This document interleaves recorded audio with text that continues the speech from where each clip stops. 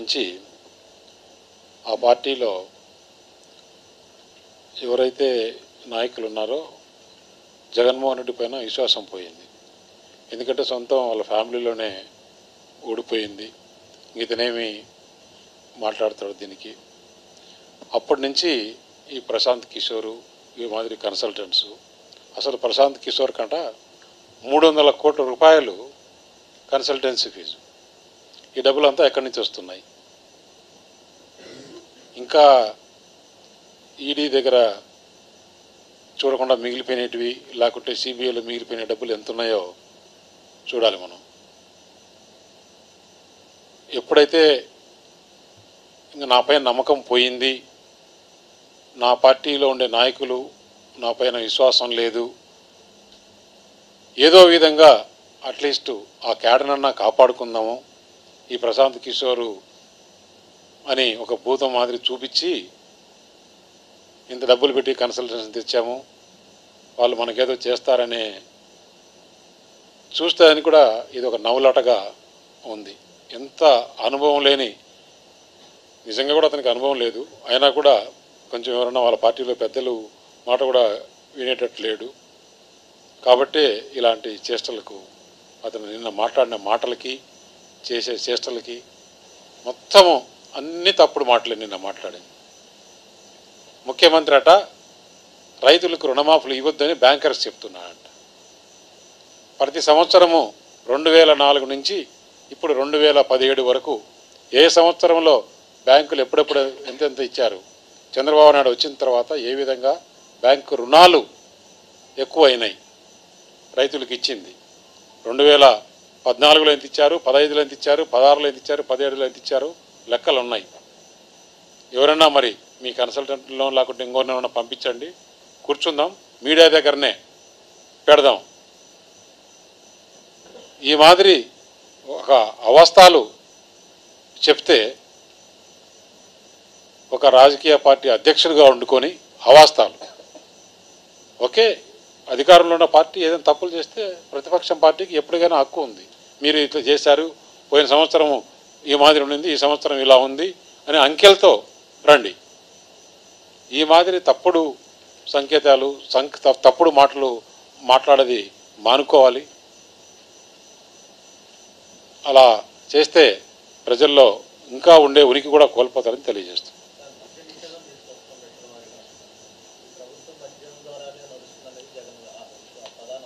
అతను ఏమైనా మాట్లాడగలుగుతాడు. ఇప్పుడు అతనికి కేసుల్లో నుంచి బయటపడాలి. కేసుల్లో నుంచి బయటపడాలంటే ఏదో ఒక పార్టీ, ఆ పార్టీలో కొంచెమన్నా ఉనికి కాపాడుకోవాలి,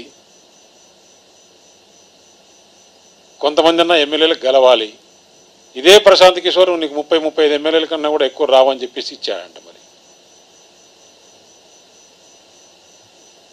అటువంటిది ఉనికి కాపాడుకుని కేసుల్లో బయటపడడానికి కోసం ఎన్ని రకాల పడుతున్నాడో అన్ని రకాలు పడుతున్నాడు. ఓకే, అతని ఉనికి కోసం అతని ప్రయత్నం అతను చేయొచ్చు, కానీ ప్రజలకు ఎప్పుడూ మోసం చేయకూడదు.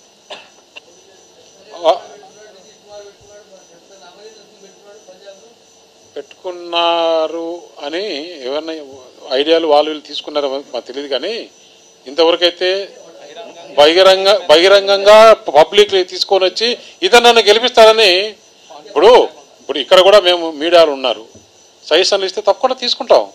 రోజు మీతో అందరితో మాట్లాడుతూనే ఉంటాం, ఏంటి మేము చేసేది మంచి ఏంటి చెడ్డ ఏంటి అని. అది వేరు.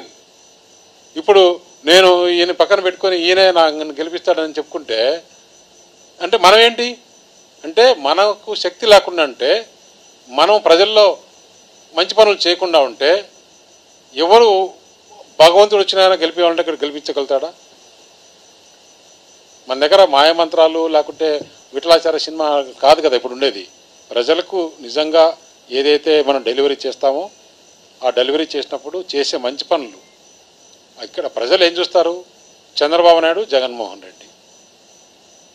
ఈయన ప్రజలకు ఏం చేస్తాడు, ఈయన ప్రజలను ఏం దోచుకుంటాడు, ఇది చూస్తారు. అటువంటప్పుడు ఎక్కడన్నా కానీ ఇంతవరకు భారతదేశ చరిత్రలో కాదు నాకు తెలిసినంత వరకు ఎక్కడ కూడా ఇతను వచ్చి నన్ను మా పార్టీని గెలిపిస్తాడు అని చెప్పుకునే దాఖలాలు ఉన్నాయంటే అతని మెచ్యూరిటీ లెవెల్ ఏ విధంగా ఉందో మీరు అర్థం చేసుకోండి. గవర్నమెంట్ పెట్టుకుంటారు, బిజినెస్ వాళ్ళు పెట్టుకుంటారు కన్సల్టెంట్స్ని. పొలిటికల్ పార్టీలు ఏంటి? మీరు అది రైట్ అనుకుంటే ఓకే, మీరు రైట్ అనుకుంటే ఓకే. అంటే అంత కాన్ఫిడెన్స్ లేకుండా అంటే ఏం లేదు, పెట్టుకున్న రిపోర్ట్ తీసుకుంటారు. చెప్పేది తినండి, మనం రిపోర్ట్స్ తీసుకుంటాం, ఏది మంచిదా రైటా అని మనం చూసుకుంటాం. కానీ ప్రజలకు, లీడర్లకి ఇతనే నన్ను గెలిపిస్తాడు అంటే నా మీద మీకు నమ్మకం పోతుంది, ఒక మంచి బలం తెచ్చుకున్నా, నేను బలాన్ని కొనకొచ్చుకున్నా అని చూపించేవాళ్ళని. అట్లా గతంలో ఎవరు పెట్టుకున్నారమ్మా? గతంలో ఎక్కడ పెట్టుకున్నారు? అతను వాళ్ళు చెప్పారా? అతను చెప్తున్నాడు కదా, ఓపెన్ గా మీటింగ్ లో మాట్లాడి చెప్పాడు, ఇతను మనం గెలిపిస్తాడు.